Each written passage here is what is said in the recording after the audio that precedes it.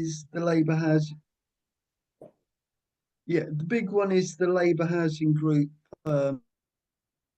AGM, which you can either attend in person in London or you can join virtually. So that's on Saturday, the 15th of March, and that'll run between 11 o'clock and 2 o'clock. So it would be great to see as many members as possible.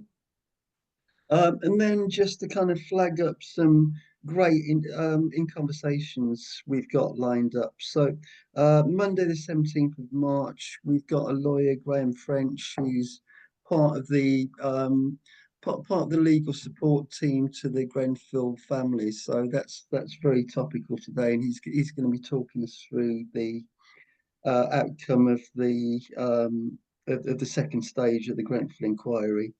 April the 2nd, we've got Jade Morton, who's going to be talking about how we accelerate new homes in a sustainable way.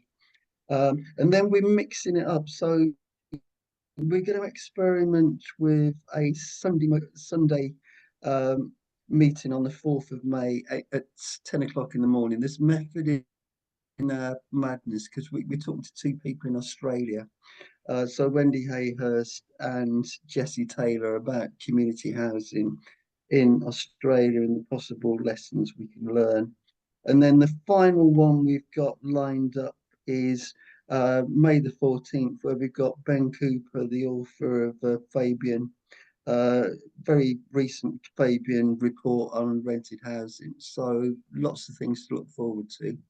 I'm going to hand over to Alison, who's the world's best interviewer. So across to you at this point, Alison. Hello, everybody. I'm a bit interviewed out. I chaired the National Housing Federation's Resident Engagement Conference yesterday in London, and I refrained from swearing at anyone all day, which anyone who knows me is actually remarkable. So I'll try and continue that spirit of professionalism this afternoon. This evening even, isn't it?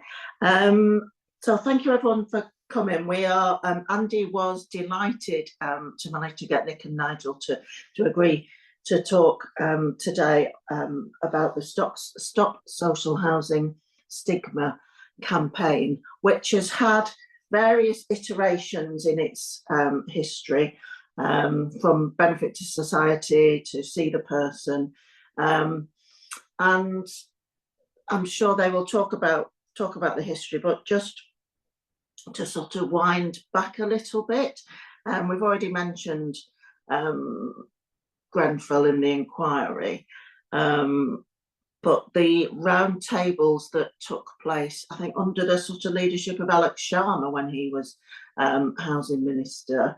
I do sometimes, if I can't sleep, I try and remember all the housing ministers. It's a really good way of getting to sleep, and nobody can ever remember Chris Hopkins, including Chris Hopkins. I'm not sure he remembers that he was housing minister either. But Alex Sharma, I think, was genuinely affected by what he heard at the roundtables talking to tenants, because he believed he was going to hear about condition. He believed he was going to hear about, tenants' rights and all sorts of things that he expected to hear about. What he didn't expect to hear front and centre was about stigma. And we owe a real debt to the likes of Nick and Nigel and the steering group and the people who came before them. I'm thinking of Carol Birchett, who was a remarkable woman tenant chair of what was Soho Housing, unfortunately no longer with us. But there's been a groundswell of tenant activism, really wanting to put stigma front and centre. I know really well supported by the work of Mercy, who's here and a colleague up in the Northeast. Actually, fantastic pieces of academic work, and I'm sure we'll be able to put the links to those in the chat for anyone who's not already seen them. So for anyone who is catching up either through Spotify, YouTube, or one of the other channels, or listening to us, it's absolutely worth trying to find those pieces of work and giving them some good scrutiny. So the way we're going to do it tonight, Nick and Nigel have got a presentation they're going to give, and then we'll open it up for a discussion. And I believe Nigel is going to go first, but Nick is going to share his screen. Is that right? Oh, perfect. There you go, as if by magic. There we go. Thank you very much, Nick, and thank you very much, Alison, for that introduction. So my name's Nigel Bowness, and I am a member of the National Committee of Stop Social Housing Stigma campaign. I joined probably about 18 months ago now, and I was a trustee of Tarot Trust, which many will remember fondly. And it was suggested to me by Darren there that I should get involved with this, knowing of my passion for addressing these issues, which impact and influence so many aspects of how tenants are treated and the kind of the way services are provided to them, as well as the kind of services themselves. Alison's kindly given us a bit of background. So we've had various iterations, and I think Grenfell really crystallised and identified a need in the original committee members, many of whom you can see on the slide. But I think we must have tripled in size by now in terms of the National Committee, which is really helpful because it gives us a diverse skill set. You know, there's people bringing all sorts to the table, and the campaign has really taken off. And you know, and all credit to Nick for the hard work that he's actually doing, really, in supporting us in terms of, you know, helping us focus and amplifying our voices. So next slide, please, Maestro. So as Alison's indicated, you know, stigma is perhaps one of the most important issues for tenants, because it determines what services that we're provided with and how those services are delivered. And what's been very apparent to many tenants for a long time is that there is embedded systemic stigmatization, but at a societal level and also within the sector. So if you're a tenant in social housing, that comes with all sorts of baggage, most of it negative, in the eyes of people who do not live in the sector and do not live in social homes.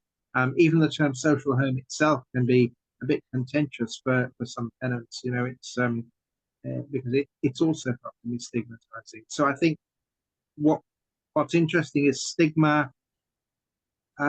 People self-stigmatize. You know, if you tell people something for long enough, you know, people start to absorb those kind of feelings. But the stigma itself impacts people in such profound ways that it actually limits their life opportunities and can actually blight their lives. And I think I'll leave and move on to the next slide, if I may. So if we can do that. So we've been pushing for a while, as have many tenants across the piece, with progressive landlords and with interested parties in the sector and outside of it, to actually address issues of stigma. And it is a cultural change. And I think I'm personally mindful. I'm a bit of a history buff myself, and that's kind of my degree was in history, and that's my background. So when you look at the legacy and the history of social housing, you find that many of the behaviours that in the sector have, that from when it started out, in Octavia Hill and the others, and then they were adopted by local authorities. And you look at that, you think actually that's changed, but it's still there. It's kind of paternalism, it's patronizing, there's elements of social control of the poor, there's all sorts of things one could say about that. But the upshot of it is, it leads to stigmatizing behaviors. So we were very, very relieved to hear former residents of social homes, particularly council housing, Florence Eshaloni, and the Deputy Prime Minister, Angela Rayner, and also even the Prime Minister himself actually say this is a problem. It's holding people back. It's not what Britain needs, and it's not, and therefore we need to address it. So we welcome the warm words and the rhetoric, and in response to that, and in anticipation of a sympathetic ear, we then decided to actually focus the campaign and identify what we as tenants think needs to happen. And that takes us on to the next slide and over to Nick. But before that, I think it's important to say that the campaign has picked up a lot of speed, and there is a great deal of interest in it, not just from landlords, but also increasingly from tenants who are like, okay, so this is might be a niche issue, but when they start to look at it, step back, they see it's actually impacting many different aspects of their lived experience as a tenant. So over to you, Nick. Thank you very much. Yeah, so I'm just going to talk a little bit about what we're actually trying to do to tackle social housing stigma, because obviously this is for what we've been sort of looking at. That's a quote from Nigel. Actually, it's been baked into the system over many decades. That's the realities of it, and it's not going to be changed by just tinkering around the edges. Although I think some people think that that's the case. What we're kind of sort of saying, I mean, this is really actually focusing particularly on the landlords. I mean, it's not just about the landlords. Obviously, it's actually, in some ways, the wider societal stigma is the harder nut to crack. But at the moment, we're focusing more on the landlords and working with landlords.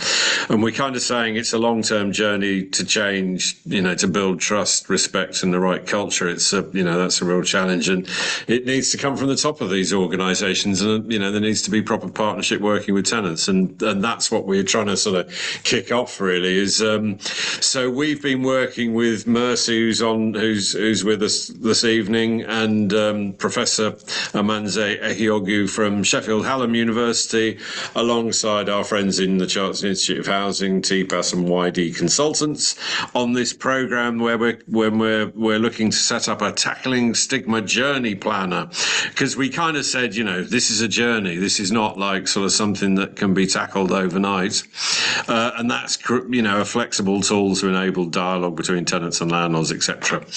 And we've been working with a set of 10 landlords, 5 local authorities, 5 housing associations, to look at how that will work in practice. And actually, there's a real wealth of really useful stuff that have come out of the sessions that we've held with them, where it's sort of getting tenants, landlords, contractors, and all sorts of other people in a room just talking to each other, which actually doesn't sound like rocket science, but for many organisations, unfortunately, it is. And it's about how do we establish that pattern of dialogue with tenants, and getting people in the same room to work these things out is what we're trying to do. And as I say, really important conclusions coming from that, which I think really have some sort of sectoral resonance, and hopefully they, when the report is launched, which is happening in Parliament on the 19th of May, hopefully, this will have some impact and traction in the sector. But I think gradually, as we move forward, actually more and more landlords and more tenants are picking up on this, which is encouraging. There's a long way to go, but it's been a good start. When we got in touch with the ministry shortly after the election and said, we had a meeting with some ministry officers, and they said, tell us what you would like to see happen. And they said, give us about 3 policy asks. And so we gave them 22. Why not? And I'm not going to go through all 22. You'll be happy to hear, because otherwise we won't have any time for a discussion. But these are sort of some of the headings, shall we say, of the things we've been talking about. And what we've been saying is, look, it's all very well saying, you want to see social housing stigma tackled, but it needs to be a government strategy. There needs to be a government working with tenants to actually look at what needs to happen here. We think that there needs to be a requirement to tackle stigma in what's called the Conduct and Competence Standard, which some of you will know about that, some of you won't. This is there's going to be a requirement across all social landlords as a result of Grenfell that people have to have qualifications. They're saying that standard is about trying to tackle social housing stigma. What we've kind of sort of said, well, it needs to be a requirement that landlords have to have a strategy to tackle stigma and work with their tenants to produce it. We also think building tackling stigma needs to be part of this whole professionalisation, this qualifications process needs to be built into HR systems as well. And we think, I mean, again, I'm not sure how familiar people are with what's been going on, but a set of new inverted commas consumer standards were introduced last April, almost a year old now. These are standards that are supposed to be about ensuring that tenants get good quality services. There is some good standards in there, but what we've been kind of saying is actually that the people who need to be reviewing their success or otherwise needs to be tenants, and so that would seem to me to make sense. We've also gone as far as suggesting actually it should be illegal to discriminate against social housing tenants, and that it should go into the Equalities Act, and why not indeed. There needs to be government publicity on this, that actually why should social housing tenants be treated as second-class citizens? I don't know, but there should be government publicity on it. And then the final area we've talked about, and this has been, many of you will know about this from years ago, is that, there should be something that is set up to speak on behalf of tenants. And, there's been, the last Labour government set up a national voice for tenants. There were some of us who almost got to the point of actually trying to set something up post Grenfell. There was some interest in it under Alex Sharma, as Alison's referred to Alex Sharma MP, who was, I think, I agree with Alison, he was genuinely quite moved and he was quite interested. But then, unfortunately, a nice gentleman called Dominic Raab turned up on the scene, and that was history. But there we go. I think there are some moves afoot to try and set up a national voice for tenants now, and hopefully that may succeed. Third time running, the third time lucky. And finally, I mean, we're going to go into some discussions, and I'm looking forward to it. I just wanted to plug that the Stop Social Housing Stigma campaign is a membership organisation, and we want you all to become members, and it's very easy to do so. There's this fancy thing that you can scan if anybody knows how to do that sort of thing, but actually, it's just go onto our website and you can easily find out how to become members, and we would love people to do so. So there we go. And also, yes, these things, I mean, forget X. I don't really want to talk about X, but F and in, we regularly post things on there. And so if you want to know more about the campaign on a sort of more day-to-day basis, what we're up to, please link into us on there, and that'd be great. Okay, so over to Alison to kick in the debate. Let me see, can I find everyone? Hello, we're back. Thank you, Nick. I'm just sitting here wondering, lots of things I'm wondering about. I was just wondering about, we have a cohort of people working in social housing now who have never been less well housed. Who are either still living with the mum and dad, or the mum or the brother or whoever, or in a incredibly precarious house share, paying a absolutely exorbitant rent, and they can be turfed out at any one time. And I just wondered the extent to which you think people providing a service to other people who are far better housed than they themselves ever can dream of being adds at all to stigma, or is yet another layer upon it. Jealousy, envy, they've got something I haven't got. Is it making it worse, do you think? Nigel, do you want to come in on it?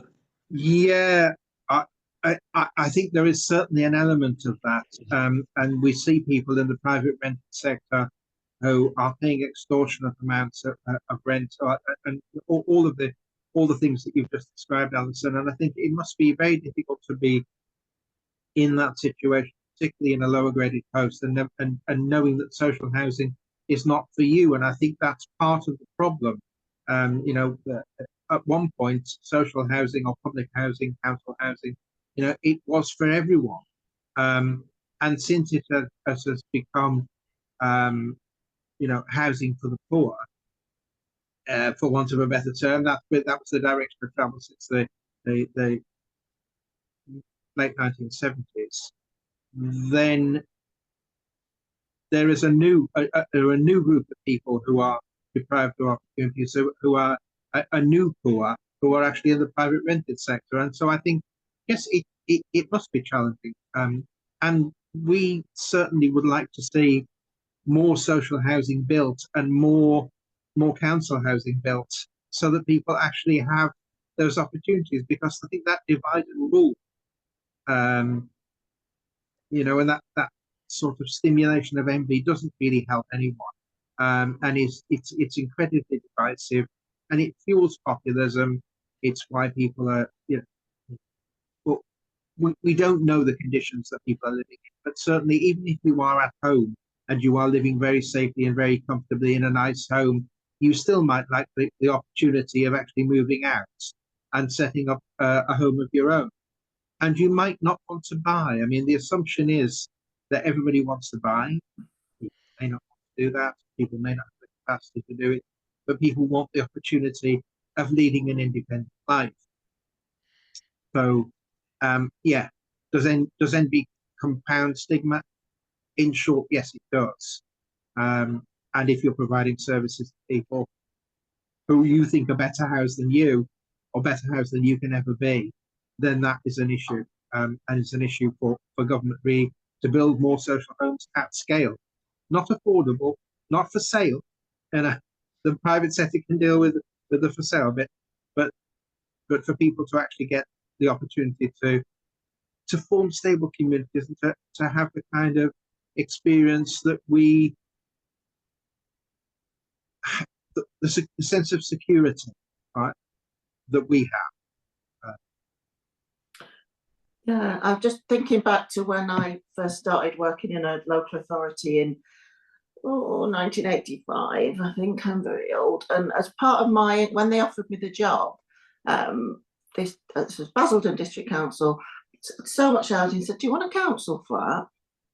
And that was like, most of the people I worked with were, allocated a flat just when they moved into the district. And, it feels like a completely and utterly sort of different world. So we've got a couple of questions. I'm going to take Andy first and then come back to Ali's question after that. Yeah. Thanks, Alison. So there seems to be two parallel debates that seem to me to need to be merged in some way. So whenever I go to a meeting of people who manage housing, including politicians, all of the discussion is about money. And I know firsthand that council housing is chronically underfunded. And there's then this kind of mix of, is it stigma, or is it just that there's not enough money around to meet people's reasonable expectations? And then normally when I go to tenants meetings, the discussion is, as Nick said, it's around stigma, it's around competence, it's around the way that decisions are made. So I just wonder if we can come up with a joint agenda which is about fair funding, but also some pretty fundamental reform of the way that social housing is managed.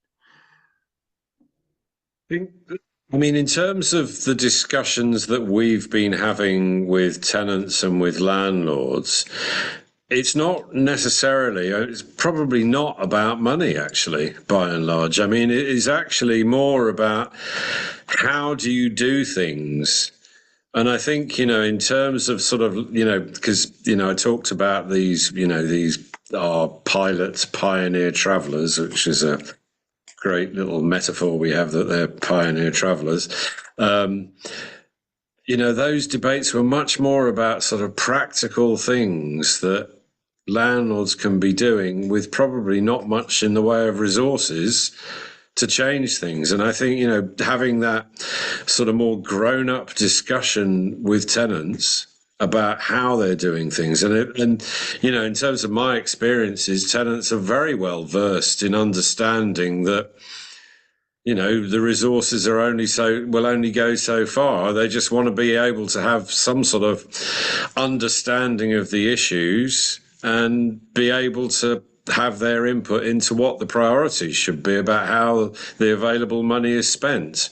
So I'm not sure that it is all about money, actually, Andy, in terms of what we're talking about. Look, I mean, in terms of the you know, the previous question from Alison is, you know, I've been involved with working with tenants forever, basically, and every single debate, you know, that I've come across with tenants, you know, where if you ask tenants what are their most important priorities, actually their most important priority is there should be more bloody social housing. You know, that is my experience of this. But I think that this issue that we're talking about here is the whole culture of how the social housing is provided is really important for social housing tenants. And yeah, I mean, obviously, Alison, I mean, you know, how private sector housing is, you know, rented housing is provided is worse. Of course it is. There's no standard at all there.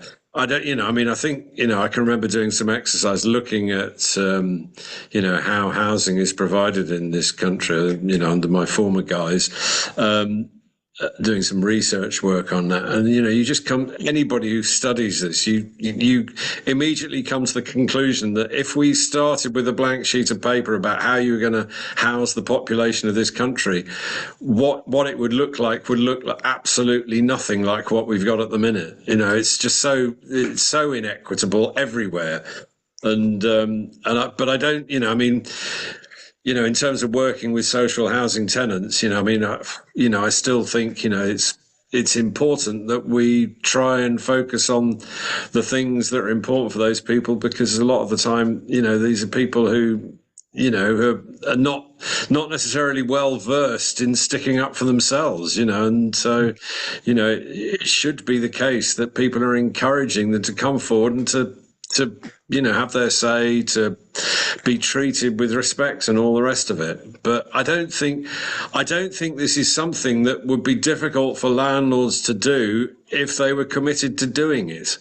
You know what I mean? And that is our experience. So, you know. So that could I come in there? Just to add a bit of that, I think it's important to acknowledge that, you know, if you're in the private rental sector, for example, and you are very happy with your landlord and happy with the condition of your home, right? You will not be happy probably with the level of rent that you're actually paying for it. But your aspiration for some people, tenants are not a monolith, so the aspiration for some people in the private rental sector would be a social home. For others, it would be to actually buy their own home. So I think there's but you get more bang for your buck and actually please more people and actually are able to address things if you actually invest in social housing. But as Nick has said, it needs to be done in a way where tenants are treated like adults, right? Where where the management and boards are not afraid of involved tenants. As you saw at Kensington Chelsea TMO, they were actually afraid of people with skills, and this is why we want something done in terms of the competence and qualifications issue. Just because you have qualifications actually doesn't mean that you're actually going to have the right attitudes, and they'd be willing to engage in co-production with tenants, so that you're actually working with tenants rather than against them. And I think, you know, it's been said to me in the past, oh, you're not kind of normal tenants or usual tenants. And I'm like, what does that mean? Just through circumstances, I found myself in social housing, and I'm very grateful for it. And don't aspire to home ownership, and can't recall a time when I ever did. So, but then the assumptions are that you will want to do that, and that in itself is stigmatizing and problematic. And then when people realize, oh, you've got something to say and you're quite constructive, etc., some people will adopt the, well, let's bring him into the tent, let's engage. Others are kind of, other landlords and other people will be like, I feel this is a threat. I'm uncomfortable with this. This is not what I'm there to do. So, yeah, what we want is a say, basically, in the services that are provided to us and how they're provided. And we can save money. We can save landlords money. If you listen to tenants, we'll tell you what works and what doesn't. Yeah. Thank you. Nick, Alice put a really interesting question in the chat around, is it the tenure or is it some of our estates that are in fact stigmatized, or is it a bit of both? I think it's a bit of both, actually. If people actually, there's and we talked about the excellent research that Dr. Mercy Donedo, who's on the call, and Professor Amanzi Ekiogu has done on stigma, is that one of the big conclusions that I drew from that is actually, these are interlocking stigmas. A whole range of things are interlocking. There's stigmas relating to disabilities. There's stigmas relating to race. There's stigmas relating to young people, stigmas relating to old people, etc., etc. All of this is interlocking. And a lot of this, because almost by definition, most of the people who are going to be living in social housing are probably people who, face a whole range of different stigmas together. So I understand, obviously some estates certainly have stigma attached to them, and that's obviously part of the mix here. But I think it is actually social housing. There is a lot of stigma attached just specifically to social housing. So I can remember when I started, because these lovely guys from the Stop Social Housing Stigma Committee, which is a tenant-led committee, Nigel's one of them, and these guys are my bosses. And when I first started working with them, I sort of was speaking to the person I use for sort of media related stuff. And he told me that a mate of his was just looking at buying a home, and he went to the people and they said, oh, there's going to be some social housing over. Oh, I'm not going on that estate then. It's almost as dramatic as that. It's not. But it manifests itself in so many different ways. One of the big issues that because we've obviously done focus groups with tenants and with landlords and with people and stuff, and the tenants have been telling us a whole range of different ways that they've been made to feel stigmatized through things. The way that the repairs service is provided, for example, is a big one that comes up over and over again. And these are just examples, but this idea that there's almost an assumption that tenants are going to be at home whenever a repair needs to be carried out, so you don't need to bother about whether or not a tenant's actually around or not when you get a contractor out to do a repair, because of course they're all going to be unemployed and just sitting on their asses all day. You know what I mean? And it's like it's kind of like an assumption that tenants are not in work, and actually, which is not even true. The percentage of people in social housing who are in work is, I can't remember exactly what the statistic is, but it's actually a lot more in work than not in work. And even those who are not in work are doing things like they're volunteering on various things and what have you. It's not there's this stereotype of what people are who live in social housing is just wrong. And that's why we exist, and I think that's what we're trying to change. Sheila, do you want to come in? Yeah. Apologies because I need to go shortly. But this is something I've cared passionately about. Starting as a housing aid worker, working with people who were very much disadvantaged and discriminated against. But then I taught for a lot of years, about 15 years, I taught housing officers one way or another. And it feels to me as if things have got much worse, and I don't really understand that. There was always a little bit of the this job would be all right if it wasn't for the tenants, which, you know, you hear it from other professions as well, don't you? I'm sure bus drivers say it, but having listened to what Daniel Levitt said about in his podcasts about the way people treated, I was aghast that I didn't think most of the people I had worked with and trained would speak like that. So I don't know. I wonder if you know why it's got worse. And I think the other thing I wanted to say is that I know you know this, but there's such a big responsibility from the press for the appalling way they report about social housing, and particularly in fictional, the detective stories are the worst. We really have to do something about that as well. And I think in the end, I'd really like the term social housing to go. For quite a long time, I was trying to persuade Labour Housing Group to argue that it should be called public housing. I think even just changing the name now would help. The final question, one of your bullet points said we need a national voice for tenants. We had one just before the Tories came in 2010, which they got rid of. Do we know if that's going to be revised? I'm sure it was in our manifesto. So, Nigel and Nick, that's a bit to get your teeth into. I don't know if it was in the Labour manifesto to resurrect a national tenant voice, but I think it's very relevant to the first question that you raised, Sheila, which is why have things got worse? And I think things have got worse because of financial constraints, but also particularly for councils, but not exclusively, but also because the state has withdrawn. There's been a lack of regulation, and what regulation there has been has not been co-produced. So I've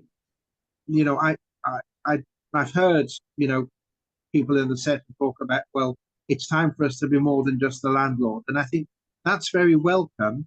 But many tenants would be happy if you were just a good landlord and you actually got the basics right. And, and that you didn't make assumptions and that you were actually at least as well developed as the financial services industry, energy, water, and others in terms of the, having a customer focus. Now, many of us don't like being called customers because we can't take elsewhere. But nevertheless, for internal consumption, we would like people to actually show us a degree of respect, and engage constructively with us. But it's got worse because people have just thought that'll do for them. It's, they're in subprime housing and that'll do for them. And those kind of attitudes led to Grenfell and have led to other problems as well. I think for councils as well over the last 14, 15 years, it's been very difficult to actually stay focused on, because it's only one of many functions. Councils are landlords, but they do many other things. So having that focus has been difficult. As your capacity shrinks, everything becomes risk managed, and it's been deprioritized in people's minds, and tenants have suffered as a result of it. Nick, do you want to say a word about the National Tenant Voice? Because I think you're involved in that campaign, aren't you? Well, I am, but not as it happens, Nigel is also actually. But yeah, no, we have been part of a steering group that is looking at the potential for setting up National Tenant Voice Mark III, which is about to report, and hopefully there will be some support from government to help to take that to the next stage. I was involved with National Tenant Voice #1 and #2 actually, but it was an absolute tragedy that we spent about 2 to 3 years setting the thing up in the first place, and then the Tories unfortunately got in and promptly shut the thing down, which was absolutely tragic, really. But maybe third time lucky. Let's hope so. I mean, certainly there's been discussions about changing the name social housing. I've got some support for that, although obviously, you have to remove the stigma from it, or else whatever you call it afterwards will get the same stigma. But I mean, in terms of sort of some of the things you're mentioning, Sheila, I think is that because my personal history is I was a social housing tenant myself for about 30 odd years, and that's what drove me through into working in social housing, and I've done lots of work and so on. So sometimes I've worked with landlords and stuff, and working on tenant related issues and stuff, and it's absolutely staggering sometimes that I've found myself in contexts where staff kind of think I'm one of them almost, or sort of, and they'll share with me what they think, and they start saying sometimes the most incredible things, and I'm sitting there thinking, what, why are you even working here? What is it that you're trying to, why are you here? If you care so little about the people you're working for. But I think, in terms of it getting worse, in some ways it has got worse more recently, and I think Nigel has put the finger on lack of regulation, lack of resources. I think lack of resources is a really key issue, actually, is because I think, unfortunately, staff have been, found themselves with so much more of a workload that they just have so little time to do anything, and so little time to think, and they're constantly under pressure. So, sometimes their empathetic behaviour goes out the window because they're just under so much pressure, and I think that's part of the problem. What is encouraging, I would say, is that in the discussions we've been having with our pilot landlords, is that there's some really good staff there who are trying their best and really motivated to do good stuff. And I think that's actually probably the case by and large across the sector, is that there are good staff there, really good people trying their best to make changes happen. But as Nigel's quote about it being baked into the system almost, it's almost like the whole way everything is set up is you have a system where we are the professionals up here, we know what's best, you are the subservient people who we're here to save. That's almost like the fabric of the social housing system. It's not this way in other countries. That's my experience. I've had the good fortune in my previous life to go and sort of do study tours of places in Europe and Canada and stuff where, you can go to some of the new schemes that I was sort of visiting in Canada. They would be developing schemes that, which would be almost like a third for people who are reasonably well-heeled, a third for people on middle incomes, and a third for people on low incomes. And it would be like they would all have the same flats, because it's in places like Vancouver where they have to go up. They haven't got the room to go anywhere else, so they have to go up. And they're all the same flats, and you can't tell which flat is which. And you can't tell who is in social housing or the equivalent of social housing, or people who are there because they have money. And why isn't it like that in this country? Why this is part of the class divide in this country, I think, really, and it's a unique problem to tackle, I think, and it'll take. Nick, I think Kate makes a really good point, and it's made me think because Kate, you worked a long time at a very community focused and geographically discrete and really rather excellent housing association, and I wonder whether there is a difference in relationship, because this is all about relationships, isn't it?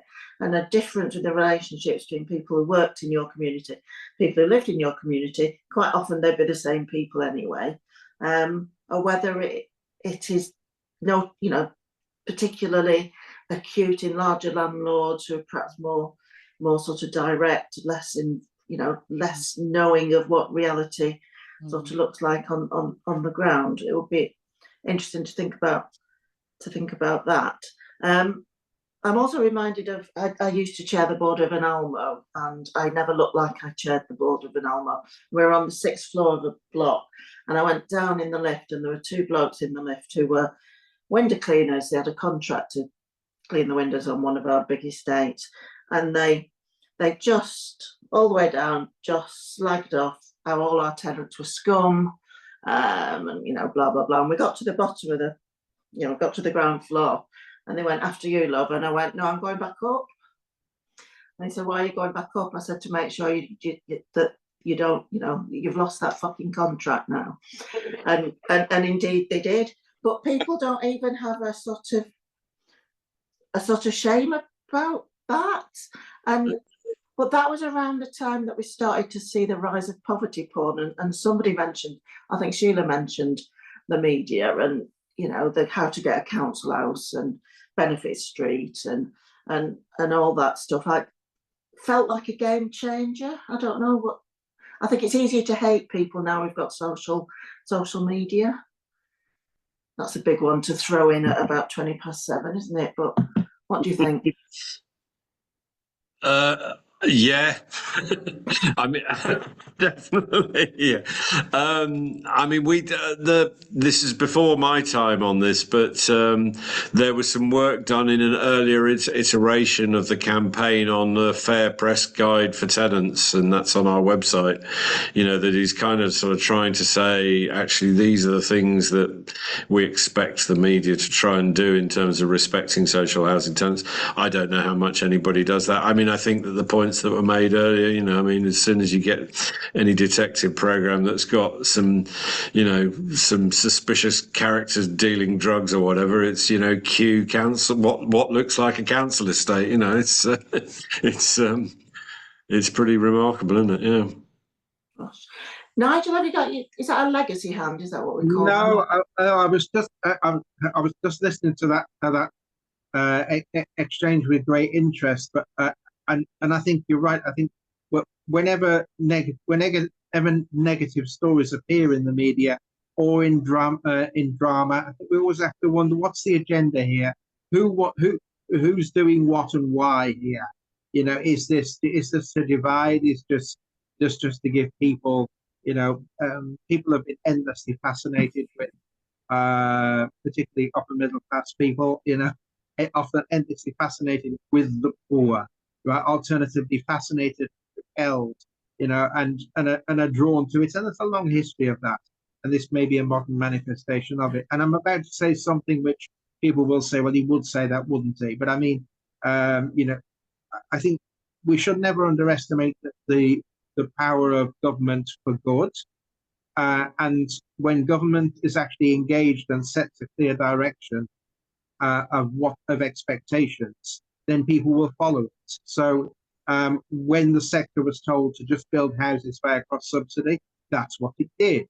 It didn't actually invest in stock, because, you know, there's finite resources. When you tell the sector to do something, you give a clear sense of direction, then it will follow. Otherwise, it's just left to individual good actors to do the right thing. But unless the drivers are there, many others won't. And so we end up with pockets of good practice that have survived, you know, an onslaught and also disengagement. So to my mind, a national government needs to regulate effectively for tenant involvement and tenant engagement in a meaningful way. But tenants need to be able to hold their landlord to account. And at the moment, through the regulatory framework, they can't do that. And they lack an advocacy organisation at national level, which it would be a national tenant's voice. It feels to me like it's the bit that's missing. You've got the ombudsman, you've got the regulator, but you've got no national tenant voice. That doesn't mean that tenants are not organising. There's a London Tenants Federation. There's tenants organisations up and down the country, but they're fragmented and they're working together. But to my mind, it would be in everyone's interest for there to be a national tenant voice, because if there isn't, then plays to populist ideas, and also I'm not sure that any government would want tenants organising for rent strikes and this kind of thing. And yet, if people feel that they're not listened to, there is a direction of travel in a cost of living crisis where people say, I'm fed up with this. You're not hearing us. You're saying it's going to take 5-10 years to improve. No, more radical action will be taken. And I don't think we want that, because I think it's disruptive. So I'll leave it there. Thank you. I just wonder, one thing we've not touched on, but I think we need to, is the extent to which racism plays a part in social housing stigma. And I don't know, Nick, is that something that your group is looking at? I know it's something you'll be conscious of. I don't think we're specifically focusing on that issue, but as I said earlier, I mean, I think there is a lot of crossover between different types of stigma, and that's certainly. I mean, there's a. I mean, you all know this, Alison. There's been a fantastic piece of work by Kai Jackson from, published through TPAS on. Is there a seat at the table? I can't remember the exact name of it, which is highlighting that there is a need for much more sort of visibility of black and minority ethnic tenants, and I think that is definitely the case. And I can't remember. I think Andy, you might have been at one of the conferences we did some years ago in the days of Peter Marsh from the Tenant Services Authority, where that was for the housing co-ops and the tenant management organisations, and I can remember him turning up and saying it had the most black people in a tenant audience that he'd been to.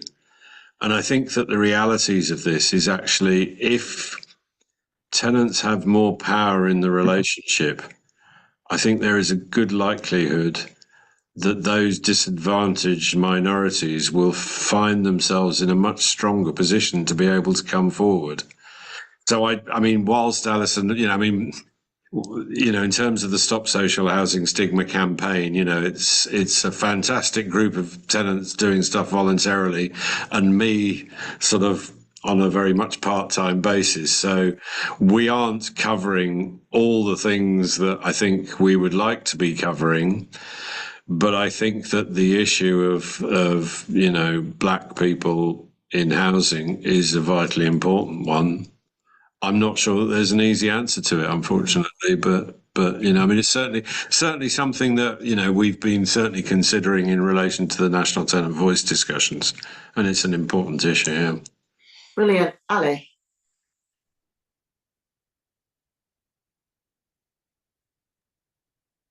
I am just wondering what you think about the whole competence and conduct standard. I know you've said that you feel that stigma should be specifically included in that, but the standard itself does sort of refer to the conduct of officers, which is one of the forms of stigma. I think there's a slight distinction between the public stigma and the way that officers treat. I think they might need different responses, but how optimistic are you that the standard in its current form would make any difference, given that the requirements for training are not necessarily on those people that are at the front end of everything? I think certainly amongst the tenants I've spoken to, I think that there is some concerns about the general approach. I need to be a bit measured in what I'm saying here, because we work in partnership with Shelter, and Shelter are very much behind the whole inverted commas professionalisation agenda, i.e. that people should have qualifications. I think that the challenge that tenants feel about this is that actually, at Kensington and Chelsea and at Rochdale, where, there was the Awar Bishat case, and where, everywhere else where there's, some difficult cases, there were people with qualifications, so, and I think, tenants' experience is actually sometimes it's the people with the qualifications who are the problem, not the solution. You know, it's actually, you know, one of the issues that, you know, certainly been discussed, you know, in the pilot sessions with tenants and landlords is actually how do we encourage and support tenants to apply for posts within the landlords, you know, is actually that tenants feel like actually it would be much better if there were people with lived experience, not people who don't, you know, I mean, obviously nobody wants people without skills, you know, but people with lived experience actually would be quite useful to be having employed in these organisations. So, I mean, I think we'll have to wait and see in terms of what it actually does in practice. But I think there will be a lot of tenants who are a bit concerned that it's going to be diverting resources at a time when there's already a lot of challenges in housing. I don't know, Nigel. I mean, you come back on this because I think you know you've probably got stronger feelings than I have on this.